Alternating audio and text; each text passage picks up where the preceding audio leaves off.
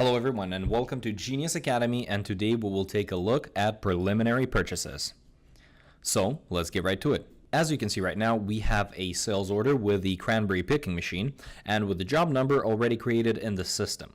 We can click on it and it will take us to the job within our production scheduling system and followed by work order management. Let's go to the jobs, and on our job section we can see our preliminary purchases. So let's say we have a job for which engineering hasn't completed any of the design for our subassembly, but we know that we are going to need purchase a 350 horsepower motor, and that's going to be a part of our subassemblies.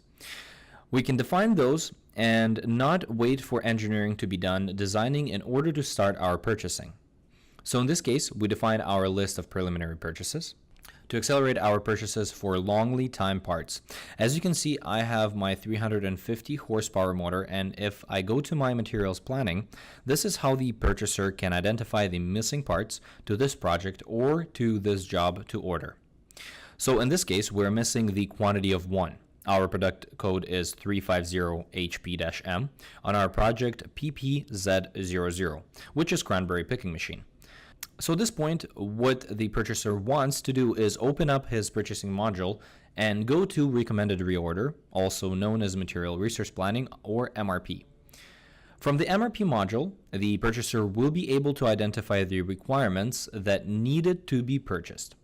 So in this case, our job number is 10209. We will use the recommended reorder in order to purchase our parts. So we can go to jobs and only filter based on the job that we are really looking to purchase items for. So in this case, we can click apply. We can drag and drop to the top level by double clicking our line.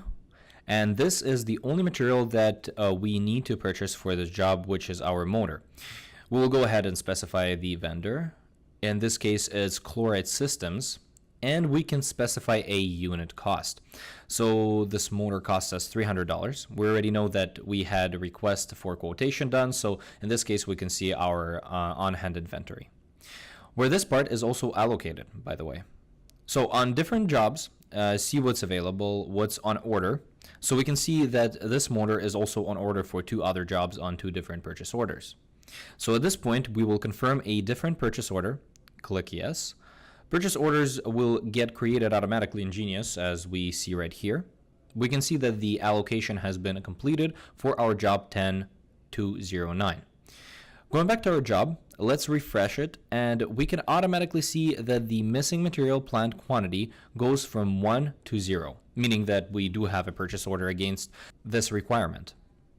As we can see right here, the orange in purchase orders, it's automatically allocated to the jobs as we receive it, which will increase our job costing as well. So let's say now 2 weeks down the road, engineering releases subassembly, which is the motor assembly, so we can add a new allocation. So in this case, the motor assembly is 19-200X, which is our motor assembly. Quantity per assembly is 1, going to build 1 assembly. We will release the work order to our shop floor by right-clicking the subassembly and adding a work order. So we've got our work order, we've got an operation to assemble the motor, and we do have our material now. So if we go back to our job, what we want to do as soon as we release a new subassembly, we go back to our preliminary purchases. From here, what we want to do is we want to reallocate this part to work order in order to prevent our purchaser from repurchasing this part. So if we go back to reallocate, Genius will propose to us the list of work orders for which this part has a requirement. So work order is generated for us. As we can see right here, it says okay, allocated 1. We haven't consumed 1 yet. And this work order, so 12852, requires our 250 horsepower motor. So allocated, so we are going to hit save. And by doing so, we prevent our purchaser from double purchasing, and we reallocate the preliminary purchase on the proper work order to have the proper work order cost. So this covers the purchasing of preliminary purchases with the reallocation on the right work order. If you have any questions, please leave a comment below or click on the request a demo or contact us. We hope this video was helpful. Press subscribe for new videos every week. Thank you again, and we will see you in the next walkthrough.